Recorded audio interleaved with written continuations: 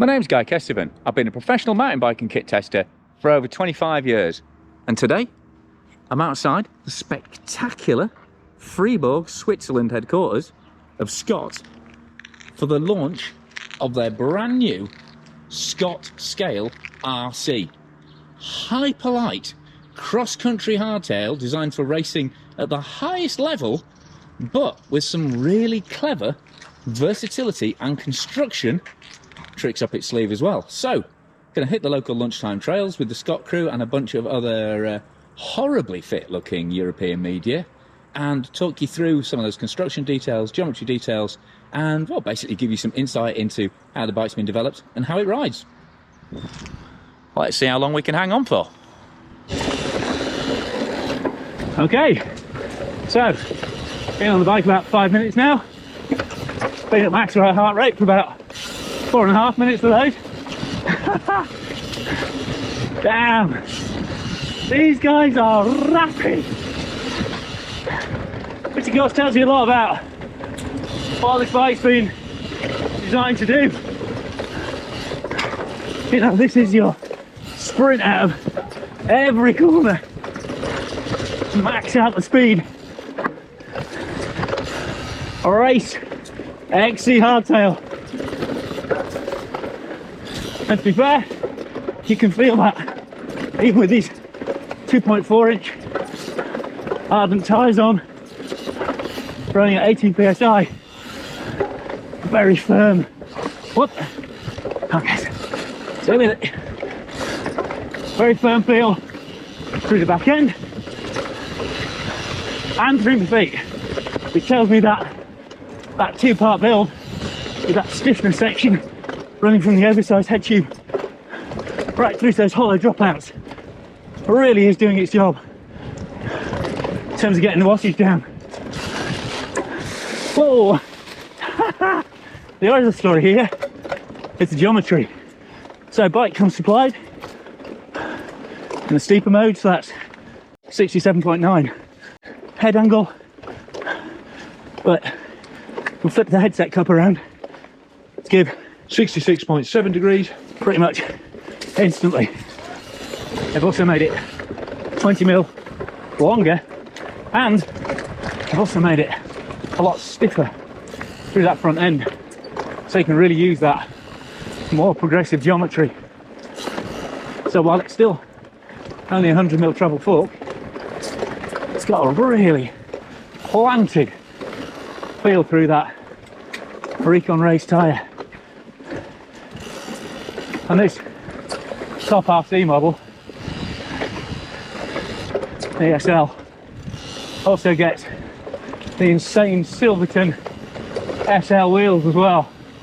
Full carbon spokes bonded into carbon monster shell hubs with a weight of 1,280 grams. Talking to their analysis team, they went through over 1 million different computer simulations, potential layup supplies across the whole frame, completely fine-tuned where the fibre goes, what the orientations were, what the actual ultra high and high modulus balance was. Plus, it's engineered in a totally new way. So the whole front end, now basically everything except the stays, is all moulded in one single monocoque piece. Whereas before, there were junctions ahead of the down tube and on the seat tube as well. So quite large bonded overlap areas that are completely eradicated from this design. And they've also got totally new, radical, hollow dropout design. No alloy inserts. The axle sits directly into the inner edge of the frame, and they've also kept it on post mount as well. So the brake mount, and they looked at flat mount, but what they found is that tends to actually crush the tube walls, so you end up needing a heavier gauge tube. So while it might look lighter, the whole back end of the bike ends up heavier. Whereas with this design, because it allows a shorter axle as well, and a simplified gear hanger, actually save 20 grams just on the rear axle assembly alone. And then together with other tweaks like replaceable polymer bottom cage bosses that you can use a blanking plate with if you need to. Running the cable routing through an oversized headset rather than through little cheek plates on the down tube. Overall, in terms of hardware, save over 40 grams. So although the frame itself is actually heavier, the bike is 37 grams lighter for a medium frame at a crazy 847 grams. That includes all the hardware as well, so a little chain device that you've got to keep the ring in place, to keep the chain in place. But even then, that's removable and pluggable, and I've even fitted a little trapdoor in the belly of the down tube, so you've got easy access to that. Plus, if you want to add a dropper post into it, even it comes with a fixed post as standard, but you can do all that just with this little hatch rather than messing about with that press fit bottom bracket. And the other, a really neat option they've got with this bike is you can get a 605 gram suspension corrected rigid bike packing for. That's going to save you about 900 grams over a suspension port and make this into like an ultra top end aggro gravel machine.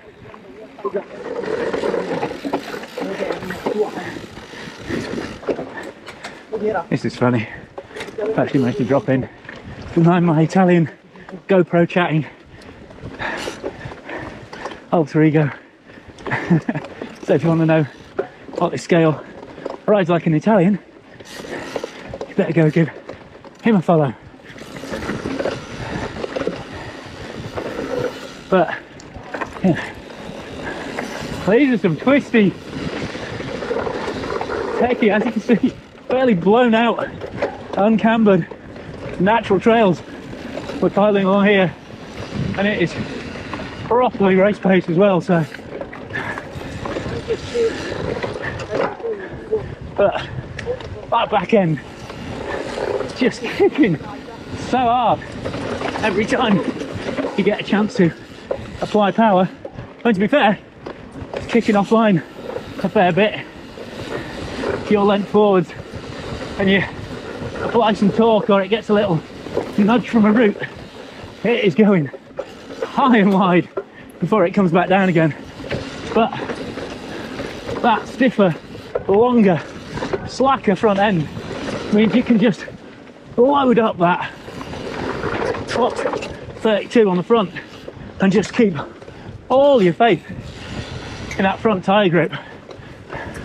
This is, I mean, it really reminds me of my previous scale I had as long-termer, which was an absolutely rapidly stiff 27.5 inch bike.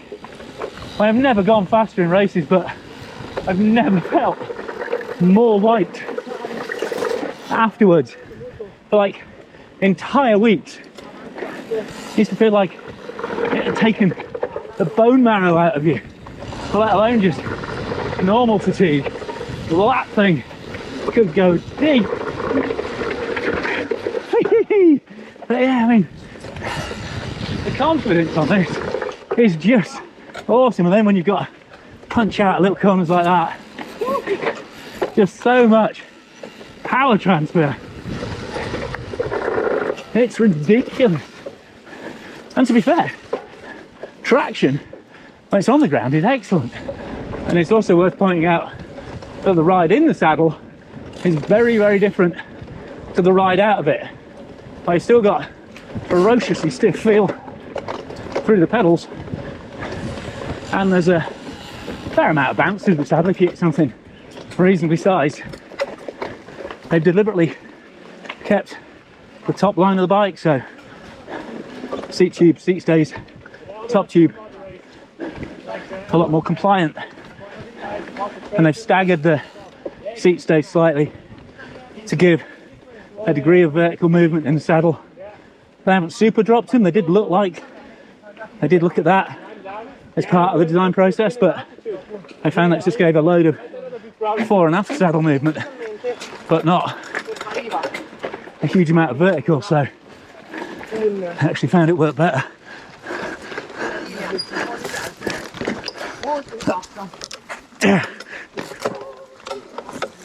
Yes! Whew. Not the cleanest, but yeah. Oh, hi, thank you. This bike, when it comes to crux punches like that, holy crap, it's direct. Especially with those wheels in. Whew.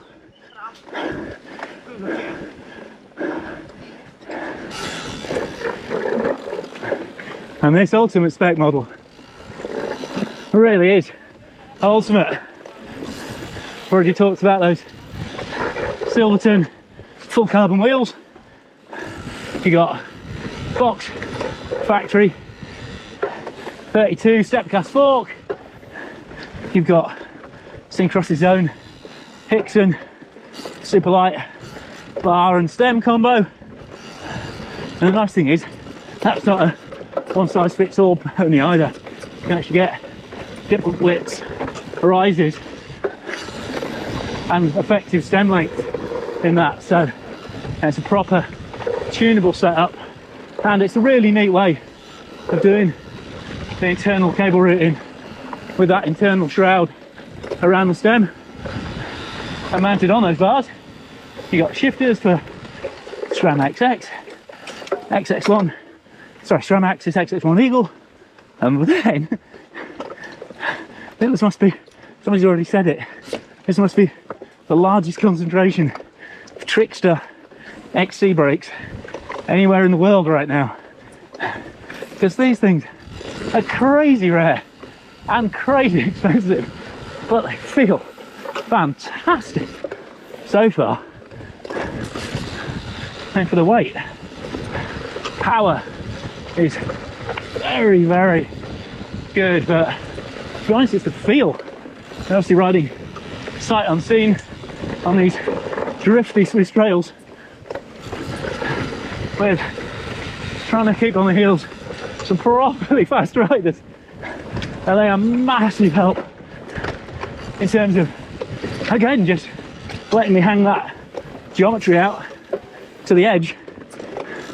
Actually, no, I'm not going to say the bit about without decking it, because you know what happens if I do. So well, let's just enjoy this kit selection that Scott have laid on. I mean, as you'd expect, that does make it obscenely expensive. I think, not actually seen prices, but I think we're talking 12,000–13,000 euros for a hardtail. And interestingly, according to their weights, it isn't crazy light. It's still over 9 kilos, but there's definitely potential to get it far, far lighter if you get danger home on its ass. And you've also got neat little touches like the Torx key hidden in the end of the rear axle down there, so if your saddle height isn't quite right, it's a nice easy fix on the trail. Cheers, thanks. And another addition you've got is, and this is, I mean, to have this as standard fit on a hyperlight bike is just really, really nice and practical. That's your plugger in there, and then on the other side of the bar you've got your knife to cut it down as well, but those are your trick stuff pickler brakes, and it doesn't get much more minimalist than that. And then of course you've got dual mode lockout and traction control for your front fork.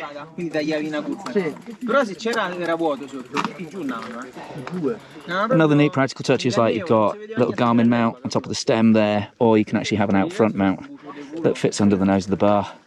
And then you've just got a little plastic clip-on shroud on the back of the stem, which covers the stem bolts and just makes all that internal cable routing that bit neater.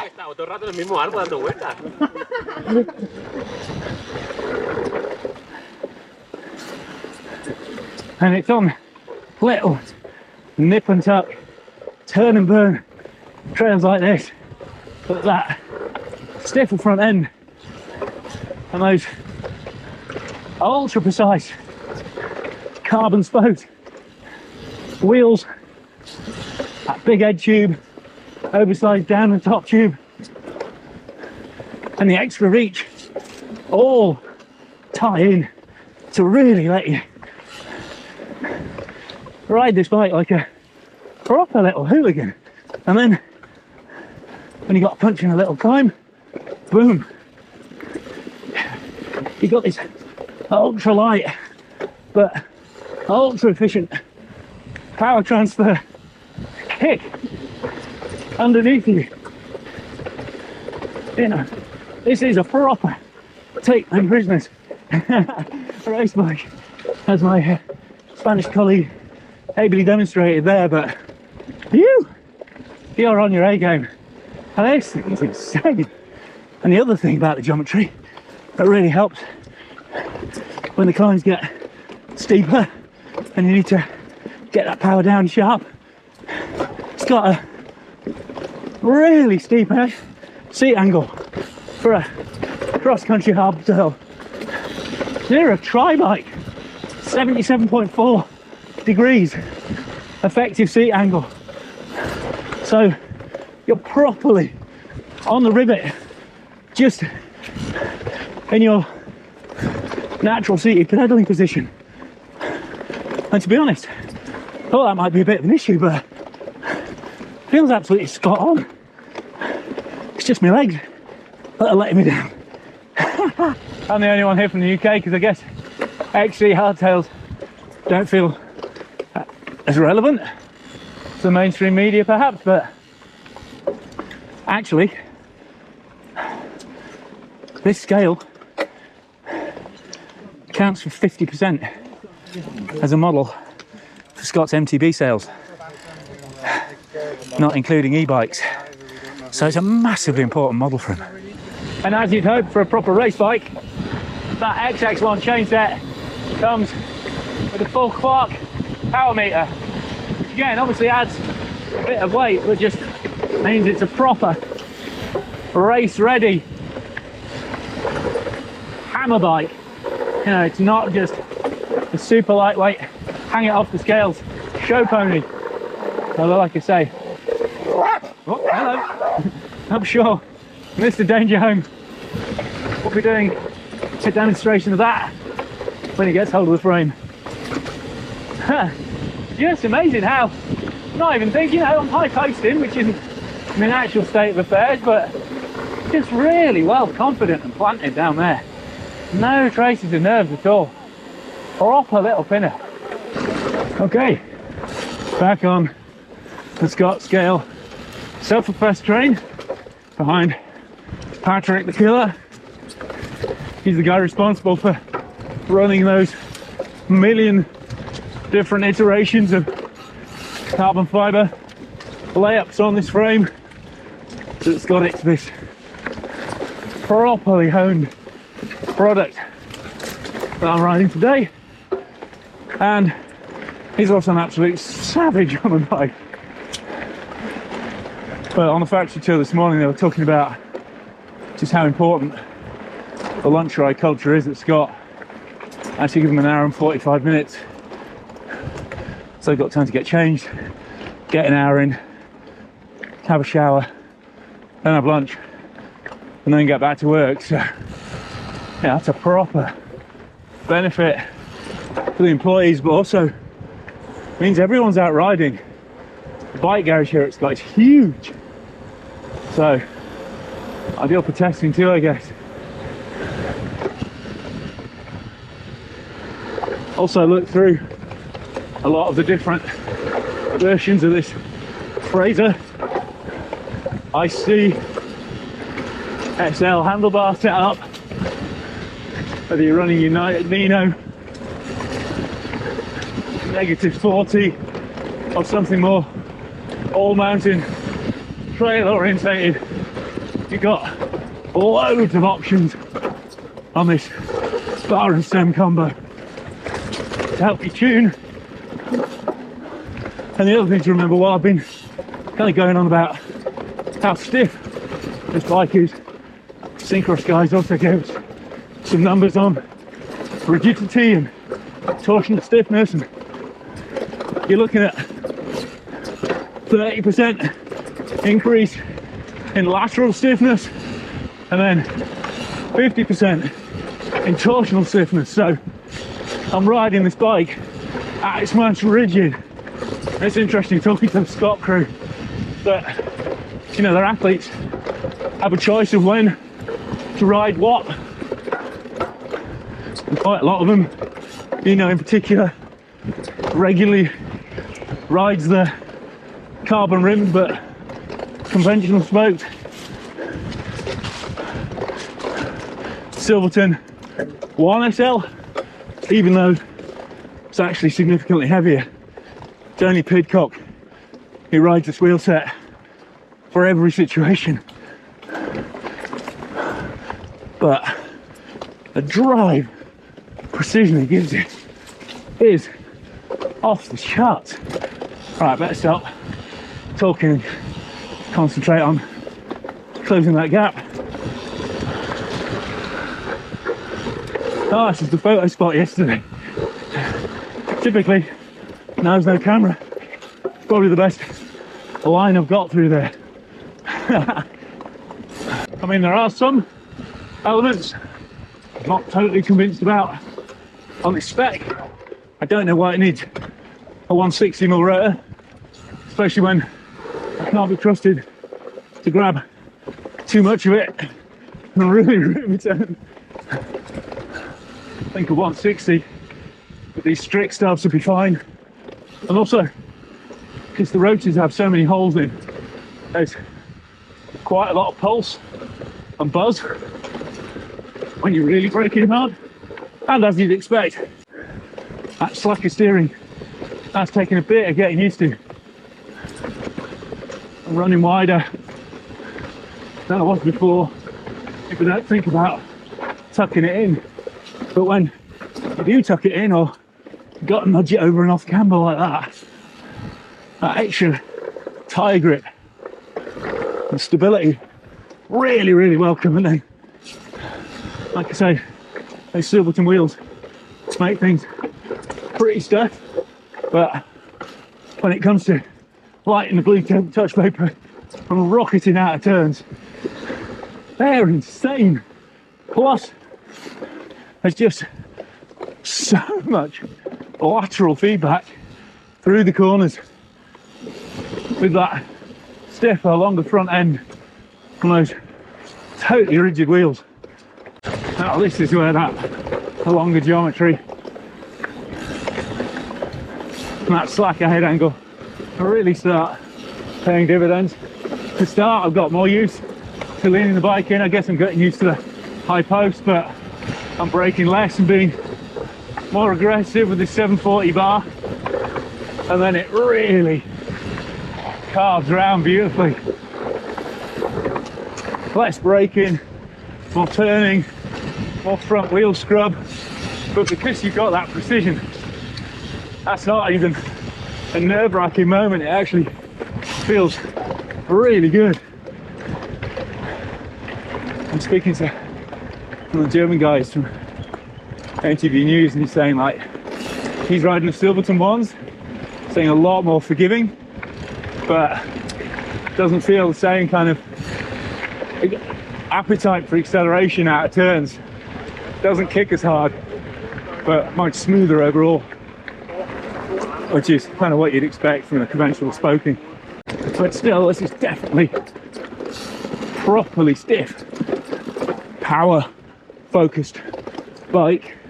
It's not as forgiving as something like Cannondale Scalpel or Santa Cruz Highball. And while I don't ride a whole bunch of XC hardtails, that's been confirmed by the other guys I'm riding with here, so, and those are proper World Cup standard racers I'm jiving with, so they really know their hardtails. But little kicks like that, brop, brop, brop, brop.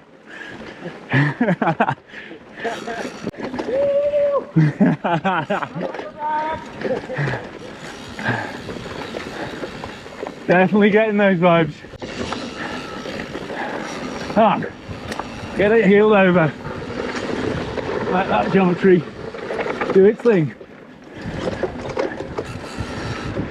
Get off those brakes, old man.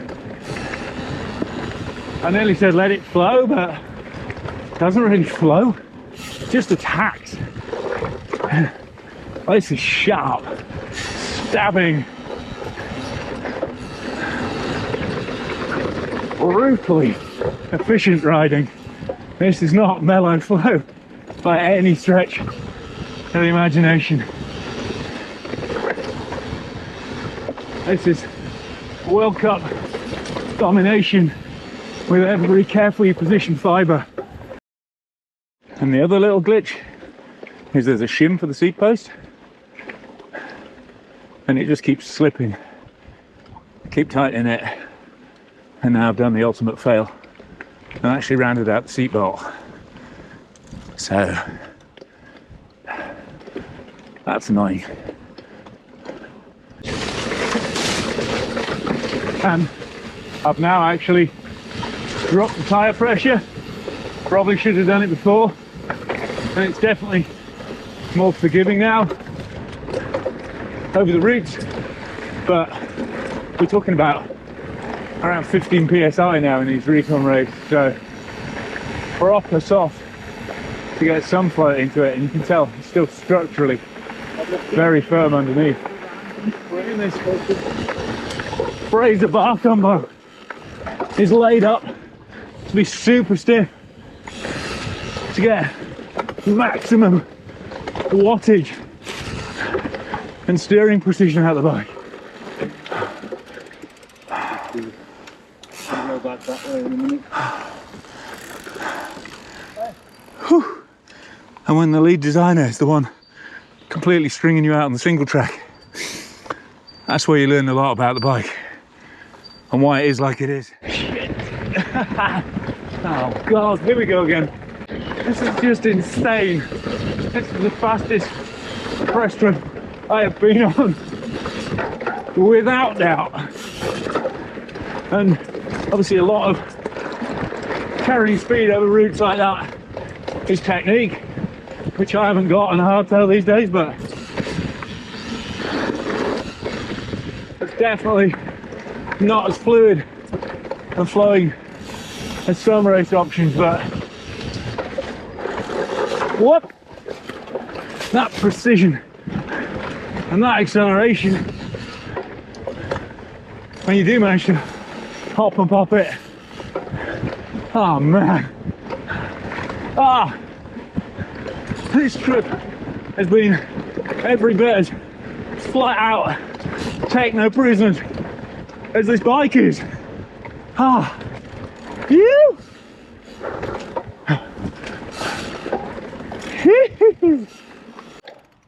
So that's the live ride done. I'm obviously going to do a tech talk around on the bike as well, because there's so much detail to talk about. But fantastic couple of days, getting absolutely destroyed on the single track by the guys from Spanish magazines and the Scott employees themselves. But this has to be the most savagely fast and speed focused mountain bike I've ever ridden.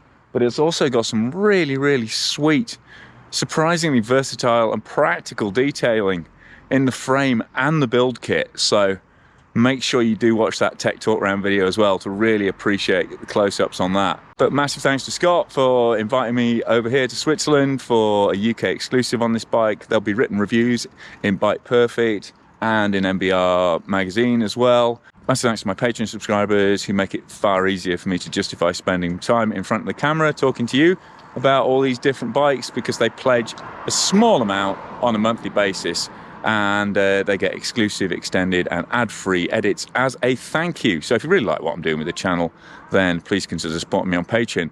But click for subscriptions, for notifications, give it a thumbs up, like, tell your mates all about the videos, because the word of mouth is, and your recommendation is the best way to grow the channel and get more viewers. But for now, I've been Guy Kesterton on Guy Kes TV in the beautiful Scott HQ.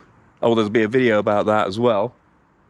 Test riding and putting initial feedback on the incredible new Scott Scale RC SL. Doesn't get much faster or fancier than that as a production bike.